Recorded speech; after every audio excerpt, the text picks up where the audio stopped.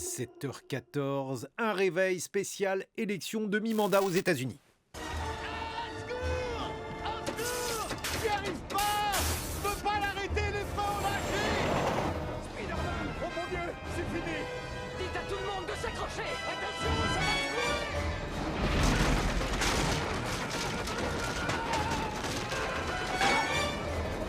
Vous avez d'autres idées de génie?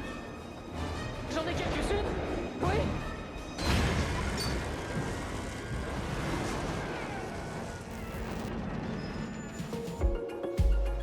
7h-9h, les matins de France Culture. Guillaume Erner. La question du jour. Près de 3 ans après les premiers cas de Covid-19, l'origine exacte du virus n'est à ce jour pas établie.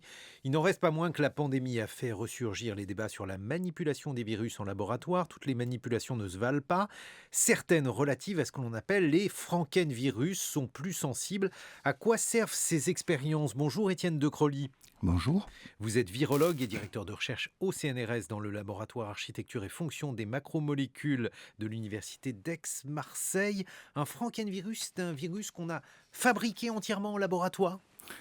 Alors un frankenvirus, ce n'est pas vraiment le terme qui est utilisé par les virologues, mais ce que font les virologues de manière exceptionnelle, c'est des manipulations génétiques de virus, et ils construisent ce qu'on appelle des chimères, des expériences dites de gain-de-fonction, qui visent en fait à essayer de comprendre par exemple comment les virus sont capables de franchir la barrière d'espèce, comment un virus de chauve-souris est capable de devenir un virus infectant des cellules humaines. Et pour ça, des manipulations génétiques sont parfois faites dans les laboratoires, et ces manipulations sont évidemment risquées et nécessitent de travailler sur ces virus dans des conditions de biosécurité qui sont suffisantes pour éviter tout échappement. Le Covid-19 pourrait-il être un frankenvirus, Étienne de Crolly? Alors, ça n'est pas l'hypothèse privilégiée par la communauté scientifique aujourd'hui. L'hypothèse privilégiée aujourd'hui est dite l'hypothèse zoonotique, avec une origine au marché humide de Wuhan. Toutefois, on est effectivement près de 3 ans après le début de l'épidémie, et on n'a toujours pas identifié ce qu'on appelle le progéniteur, c'est-à-dire le virus parental de l'épidémie, ni l'animal hôte intermédiaire qui aurait pu transmettre ce virus finalement aux premiers hommes sur le marché. Et donc, d'autres hypothèses sont également sur la table, et l'OMS l'a rappelé en nommant une nouvelle commission qui s'appelle le SAGO, et parmi celles-ci, il y a la possibilité que ce virus ait été manipulé dans les laboratoires au niveau de la ville de Wuhan, et que ce virus ait pu échapper. Alors quand je dis manipulé, ça veut dire pas nécessairement qu'il ait été manipulé génétiquement, ça veut dire que peut-être que ce sont des échantillons naturels qui ont été travaillés en laboratoire dans des cultures cellulaires pour essayer de comprendre l'infection de cellules, mais ça peut également vouloir dire qu'il aurait pu être manipulé avec des expériences de construction de virus chimériques. Elles sont vraiment importantes, ces expériences, parce qu'au vu des risques, alors notamment si ce que vous évoquez, Étienne de Crolly, comme une possibilité s'avérait, je mets ça au conditionnel exact, on se dit que c'est quand même cher payé pour comprendre le fonctionnement des virus. Alors, tout d'abord, 95 ou 99% d'expériences sur les virus ne sont pas des expériences de construction de virus chimériques ou de gain de fonction. La plupart de ces expériences, elles visent en fait à pouvoir développer des vaccins, pouvoir développer des antiviraux, pouvoir éventuellement développer des anticorps thérapeutiques, comprendre comment les virus sont capables de se répliquer pour mieux être armés face à ces pathogènes.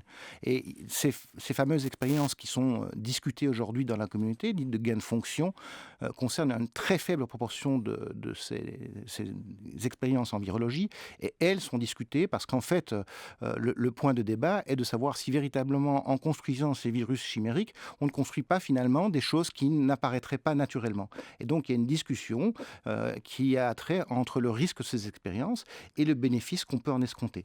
Mais alors, justement, la réponse, alors j'imagine qu'elle est complexe, Étienne de Crolly, mais j'imagine aussi qu'on ne peut pas construire n'importe quel virus à la manière dont on ferait une maison, une autre construction.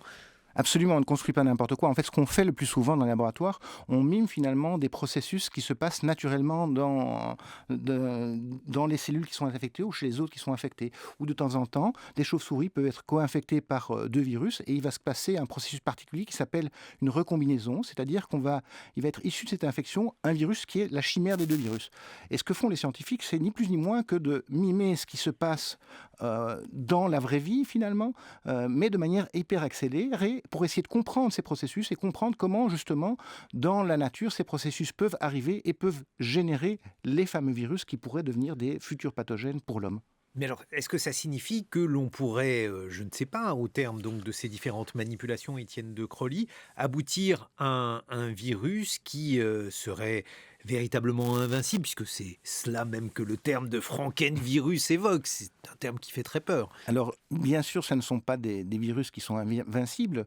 La question est que l'objectif d'une partie des expériences, ça peut justement être de faire franchir la barrière d'espèce, justement, de prendre un virus de chauve-souris et de voir comment est-ce qu'il peut devenir infectant dans un autre modèle animal ou éventuellement dans des cellules humaines. Et évidemment, le risque, là, il est lié au fait que le but des expériences est de trouver ces fameux virus qui franchissent la barrière d'espèce, et donc le risque avéré est effectivement que le résultat de ces expériences soit positif et qu'on identifie un virus qui est capable de franchir la barrière d'espèce.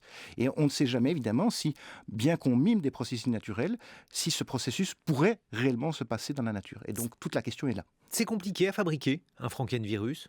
Alors c'est très compliqué. Aujourd'hui, on a des nouvelles méthodes de biologie de synthèse qui facilitent grandement le processus et qui fait que maintenant, on peut construire des virus dans un temps relativement bref.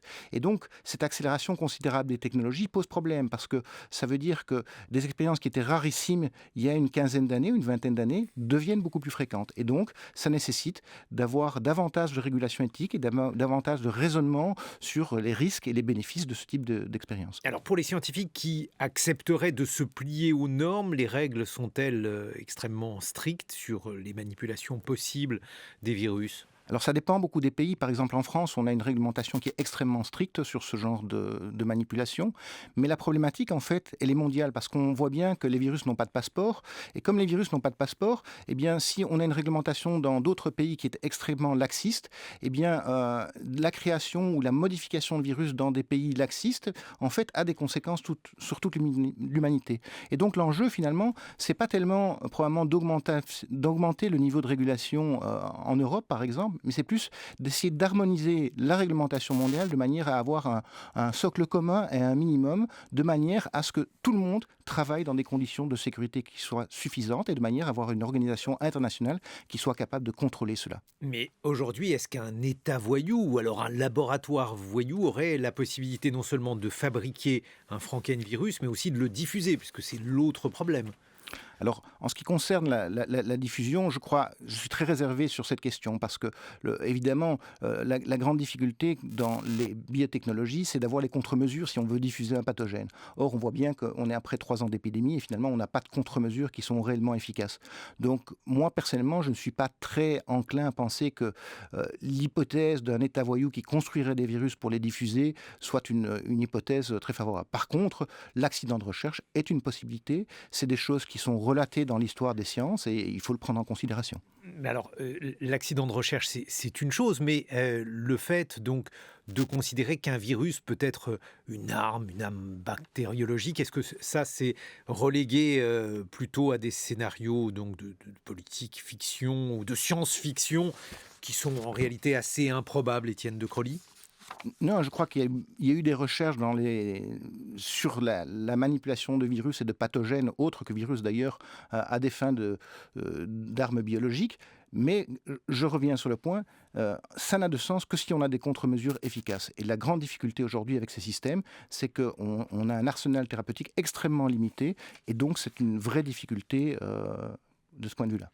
Merci beaucoup, Étienne de Crolly. Merci. Je rappelle que vous êtes virologue et directeur de recherche au CNRS. Il est 7h23 sur France Culture.